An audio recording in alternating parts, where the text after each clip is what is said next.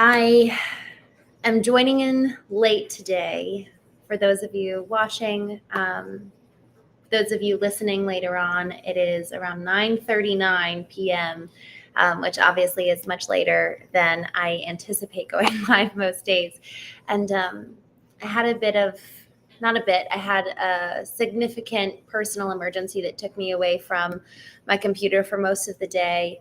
And I'm just kind of getting back on, and today would have been the first day that I didn't go live since I started. And so I was actually in the shower just thinking, I did a late workout, like my whole day just got totally kind of flipped on its head. First off, I'm so grateful for the kindness of others. I'm just, I told the person that I was supposed to have this live with today that there was a personal emergency that came up, and they were just so gracious and said, no problem at all. I hope everything's okay. And I'm just reminded here in this moment of how much we all need grace. And I hope I'm much more quick to give it to others, especially when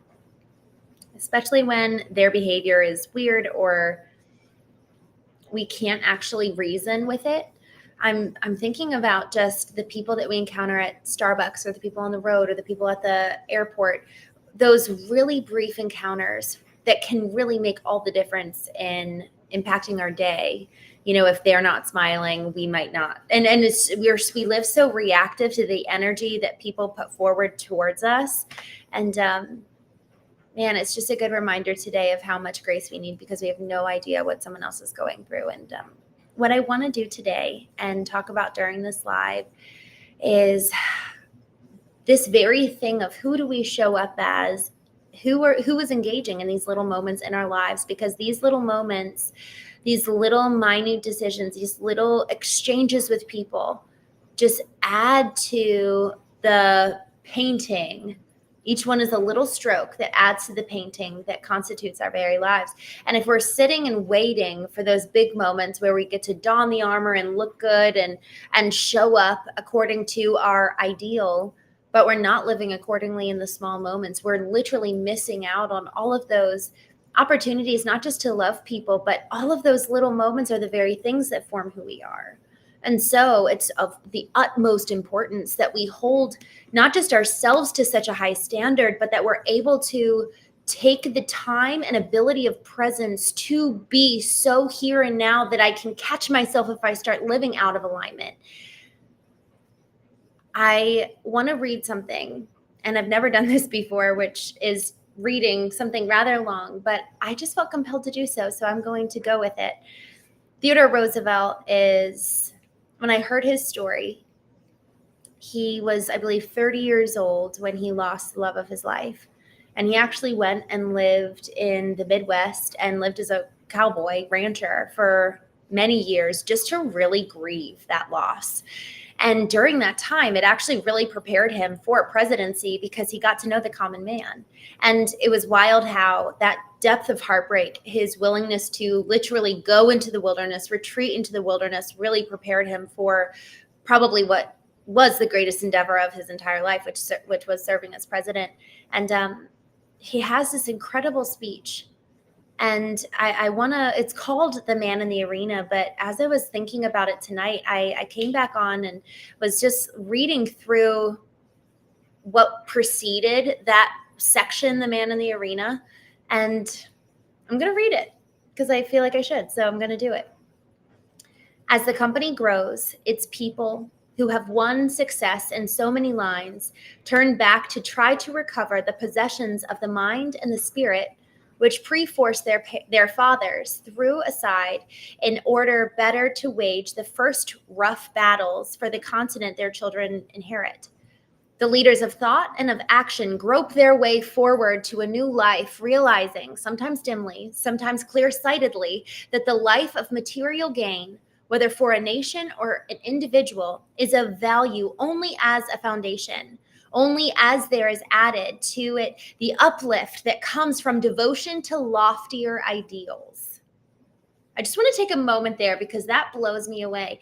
There's something about the value and the kind of the element of existing on the commitment to the nation, to the individual, yet also with this devotion to a higher ideal. And he talks about it later. I'm just scrolling down. I have this pulled up on my end. I'm reading through, for those of you who just joined, a quote from Theodore Roosevelt. It's actually his speech, The Man in the Arena. And there's just this really, really beautiful, here we go. There's this really beautiful point that he's making of how to live in a juxtaposition. So often we're talking about living this grand, beautiful, lofty, ideal life and living with such high morals and living and pursuing the dream, and or we forget about the ideal and we just are like, okay, well, let me just be a good person. And Theodore Roosevelt is talking about the intermarrying of these two very seemingly opposing thoughts. And so I just love his take on this. It is well if a large proportion of the leaders in any republic, in any democracy, are, as a matter of course, drawn from the classes represented in this audience today, but only provided that those classes possesses the gifts of sympathy with plain people and of devotion to great ideals. You and those like you have received special advantages, and all of you have had the opportunity for mental training. Many of you have had leisure. Most of you have had a chance for enjoyment of life far greater than comes from the majority of your fellows. To you and your kind, much has been given, and from you much should be expected. Yet there are certain failings against which it is especially incumbent of both of trained and cultivated intellect, and men of inherited wealth and position should especially guard themselves. Because of these failings, they are especially liable, and if yielded to, your chances of useful service are at an end.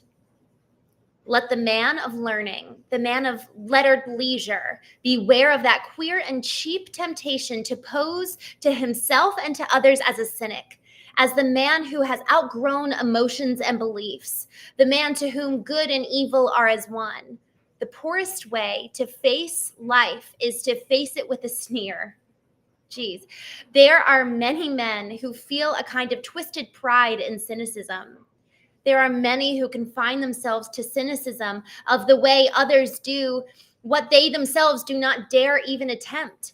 There is no more unhealthy being, no man less worthy of respect than he who either really holds or feigns to hold an attitude of sneering disbelief toward all that is great and lofty, whether in achievement or in that noble effort which, even if it fails, comes second to achievement. A cynical habit of thought and speech, a readiness to criticize work which the critic himself never even tries to perform, an intellectual aloofness which will not accept contact with life's realities. Wow. All of these are marks, not as the possessor would feign to think of superiority, but of weakness. They mark the men unfit to bear their part painfully in the stern strife of living, who seek in the affectation of contempt for the achievement of others, to hide from others and from themselves their own weakness. The role is easy. There is none easier, save only the role of the man who sneers alike at both criticism and performance. It is not the critic who counts, not the man who points out how the strong man stumbles, or where the doer of deeds could have done better.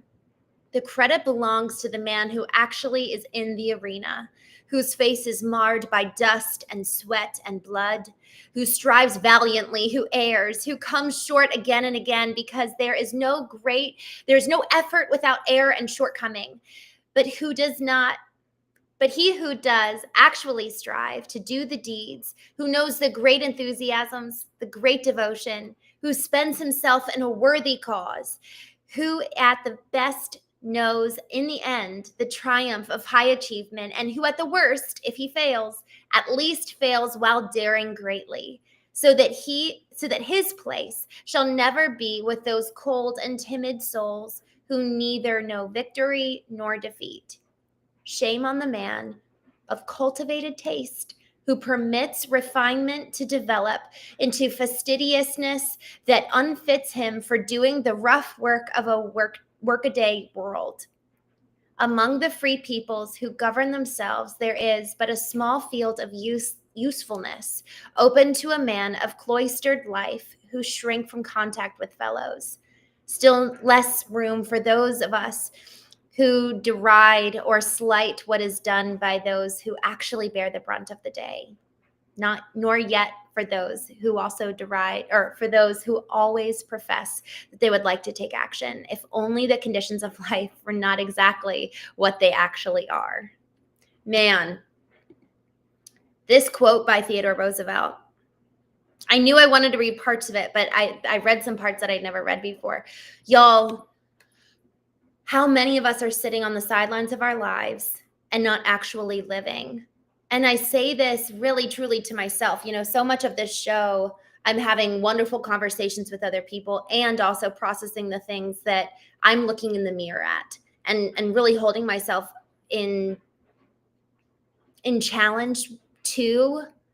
And even yesterday, I had this amazing conversation with Chad Gill on the Craft and Calling podcast.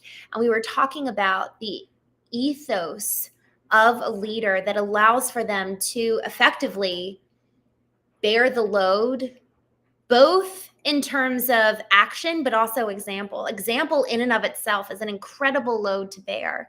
And I'm just looking back at these words by Theodore Roosevelt. You know, the person in the arena will surely fail, and he will err, and his shortcomings will be on, like, the concept of the arena is that people are watching and you're on public display. And that in and of itself for me is terrifying, because now everyone sees. And it is so much, if I have to fail, let me at least do so privately. And this concept of being in the arena with people watching, I had this question posed to myself on my 32nd birthday on Monday. And I reflected to a friend. I said, you know, the thing I'm most terrified of is that by the end of my 32nd year, I'm going to look back and see wasted potential. And then they said, well, what is your potential? And I hadn't even defined it yet. I was already afraid of not fulfilling on it. And so by way of me not defining terms and not actually outlining this is what is possible, I'm bound to fail. I don't even know what it is in order to then go do it. So knowing, the heart of knowing, really comes down to an awareness and understanding that fundamentally changes who we are. Because if we really knew it, change is inevitable. And so if I really truly know my potential, I then have so much more opportunity to capitalize on it and potentially even go and grasp it and take a hold of it. But if I've never actually put terms and words around the potential in and of itself, it's this elusive dream. And I then am living in an illusion. Who am I kidding? If I'm saying I'm afraid that I won't make and hit the mark of my potential, yet I've never even drawn it. When everything ended with my first husband, I've only ever had one. When everything ended with my former husband, that's so funny. I've never said that. When everything ended with my former husband, I was talking with my therapist at the time, and he just gave me such a brilliant and very meaningful example of, if we're not clear about our target, we're going to end up doing a 360. We're effectively going to overshoot, miss our target, and end up just coming back to right where we started. And what that looked like and what that implication lended to in regards to my relationship was that he and I both said we don't want relationships like our parents for many reasons. But because we didn't set a clear target of, okay, well, this is what we do want it to look like, we ended up mirroring our parents, he marrying his dad and me marrying my mom. And for better or for worse, right? I have such beautiful, wonderful examples of wifehood, motherhood in my mom. And I knew that there were parts of that she exhibited that I wanted to change. I'm different. And same for my former husband. But we didn't set the target. We didn't set what our potential is. We didn't name it. We didn't outline it. We didn't have other examples that we could follow.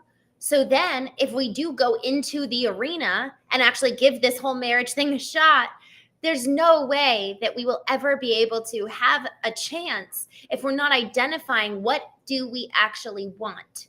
Because in so stating it, it then allows for, I think of it kind of the whole, we talk about intellectual intelligences. We talk about the intellectual intelligence, emotional intelligence, physical intelligence, and the spiritual intelligence. And each one operates in very different ways. So when I think about a new target, a new input, I think of it as kind of filtering all the way through, starting with my mind, all the way going down into my soul, where my spirit is, and then it comes back up as an output. And during the process and the intermediary period between input and output is the information processing system. And that whole time, that new target, that new belief, that new desire, that new potential gets crafted and molded and informed by our intelligences, by the examples of those around us. And we actually can effectively put together a game plan and a roadmap for what do I want this output to look like. But apart from this input coming in with the clarity and intention and insight of these different intelligences by our own intention. Intention is almost like the guardrail of the information processing system. It's like the house. Otherwise, this input comes in and it doesn't even go in through the infiltration processing system. And it's just kind of gestating in how do I want to use the visual? So the information processing system, the input starts at the top and it comes in kind of through a funnel and then it's funneled out through the output. But otherwise, if this input doesn't go through that filtration process, the appropriate processing system to shape and inform and bend and define, and it's like the shaping of a diamond. We have to apply the pressure to these ideals that we acclaim to mold them with intention to then have the outward manifestation be in alignment with what we say that we want before the input even starts its whole process of working within us. Yesterday, during my conversation with Chad, he talked about a number of qualities that constituted leadership. He talked about perseverance. He talked about responsibility. He talked about grit. He talked about gratitude. I loved this one because a lot of what we were talking about was having to do with leaders effectively developing their own values, knowing what it is that they believe, that then informs the behaviors. Because if our behaviors don't align with our beliefs, we have to come back to clearly analyze and identify, is this even a belief that I hold? Because if it is a belief that I hold, now I have to go change my behavior. But if my behavior is in alignment with something that I don't actually realize I believe, then I need to intellectually and honestly analyze my belief systems, because obviously that behavior is coming from somewhere. And so over the last couple of days, I've been writing these 21 vertical alignments. This was my birthday gift to you. And it's 21 days of basically prompts that I have moved through myself, but that also I'm just letting other people to move through as well. So just signing up with their email, and then they'll get 21 days of vertical alignments. And these prompts come in the form of an email, and there's kind of 5 steps for these 21 days of vertical alignments. And each morning they'll receive an align acronym, and A stands for awaken, and just really getting our bodies to be turned on effectively. You know, when we think about our physical self and the physical intelligence activating, we have to go in and turn that on and activate that system. And then after awaken, we listen, and that's really for the emotion. So that's our emotional intelligence. We're tuning into what is in our system that needs to come out. What do we need to give voice to what's there before something new, right? So part of this information processing system, we can't clog the inputs, because otherwise the outputs are going to be Almost like, I just kind of think of it as like this broken engine, like spurting out outputs that aren't congruent, that aren't consistent, that aren't dependable, reliable. We want our bodies to be reliable for ourselves and for those that we love. But if we're not taking time to allow for the space of the information processing system to filter everything that's there, then we actually are going to end up with a broken processing system in and of itself. So listening to what is within is so incredibly important to then give it something new.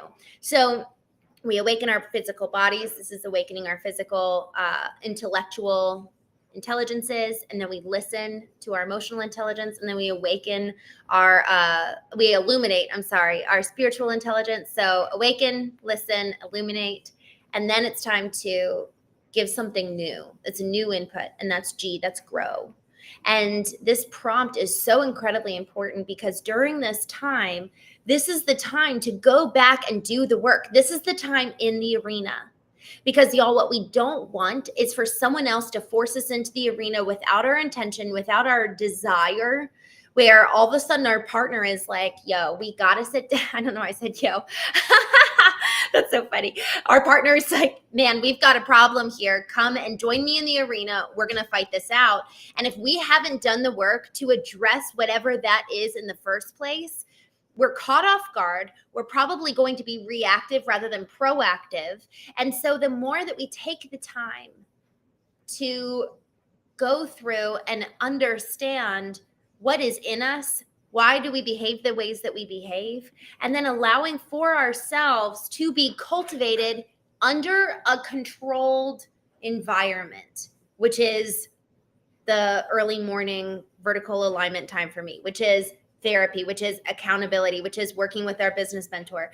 Each one of these curated spaces is a curated arena, like we go to the gym to work out our physical body. We need to curate the time and space to go and actually effectively work out, put in the reps for each one of our intelligences to come online, tell us what's going on.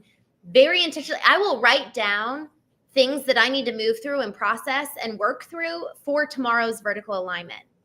But for these 21 days, it's a kind of a, let's get into the habit.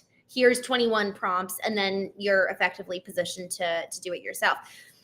But we need to be going into the arena of our own choosing, so that when we have to go in there with our partner, when we have to go in there with our business, let's say employee, we've already cultivated the skills of how to do the work on our own so that we can lead well in those areas, in those times of crisis. Y'all, I have seen businesses fall apart, marriages, my own, fall apart, relationships, even just between parent and child, because of a lack of ability to contend in the arena. And when we're talking about, I started out saying at the very beginning, I really want us to discuss these minute, small moments in our lives that we take for granted as no one's even watching. I remember it was about 2 years ago. I was walking through Walmart. I was probably in Miami. I think I was in Miami for the Bitcoin conference. And I had a pair of sandals that I needed to get. So I picked up a pair and I was walking a couple rows down, and then I found a new pair that I wanted. And I put the pair that I was currently holding on the rack. And y'all, Walmart is like, there's nothing's organized. And so I just kind of put my shoes up in the wrong place. And then I grabbed the new pair of shoes and started walking away. And I had this moment of realization that this moment in time is shaping who I will be tomorrow, next year, the year after that, what kind of a mother I'll be, how I'll encourage the example that I'll set for my children and encouraging and leading their behavior and engaging with the store. And it just hit me in that moment, like, wow, this semblance of radical responsibility is here right now with no one watching, with a single pair of sandals at Walmart. And so I went and I took it back and put it back in its place. And even today, there was a moment when I did not want to do something that I knew was the right thing to do. And this is why I bring up Chad from yesterday's conversation. He said, I think about quitting all the time. And I don't. But I'm like, man, I am such a quitter. And he said this, and he's like, I was talking to my wife, and I just told her this kind of plight I'm in because I think about quitting all the time. I tell her, man, I'm such a quitter, and I hate that about me. And she looked at him, and she was like, Chad, you're obviously, you're not a quitter because you're not quitting. Just because you're thinking it doesn't mean that you are that thing. And that just, man, even today, it was so helpful because in that moment, when I knew that my feelings were opposing the very thing that I knew that I needed to do that was right and good for me to pursue, even though my feelings were not in alignment with the action, I still did the action because I knew that my emotions would eventually catch up. and I remembered what he said. Just because we're feeling a certain way does not mean that the action does not follow, and that at some point, inevitably, the emotions will come, and maybe they won't, but we're doing the right thing.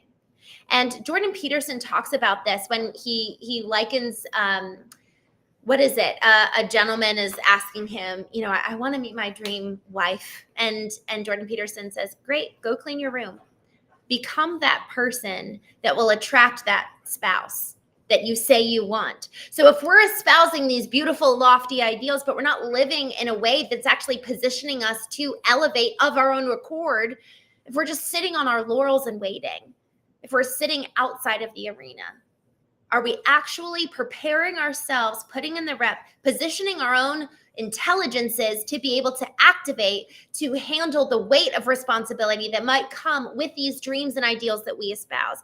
It is the little moments, the micro changes that are necessary that fundamentally position us to then be able to be in a place of receivership for something so much bigger than where we are today.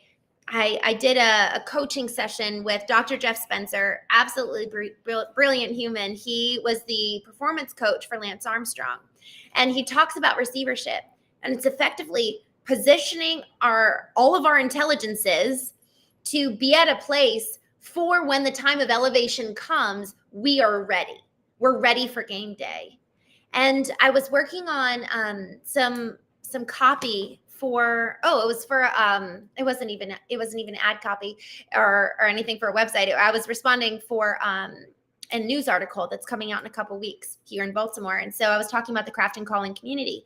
And as I was writing, I just realized how important it is. This was almost like taking the community a layer deeper, how important it is that we're not only willing to fail, but that we're willing to celebrate the things that are so good, the triumphs, so that when the errors and the shortcomings come, they're very natural, but also so are the celebrations and the wins. Y'all, we need the self-administered dopamine hits to keep us going so that when we make the right call, when we do the right thing, even though our emotions aren't there, we can elicit this dopamine hit, this praise, by our own making to elicit the emotions to follow.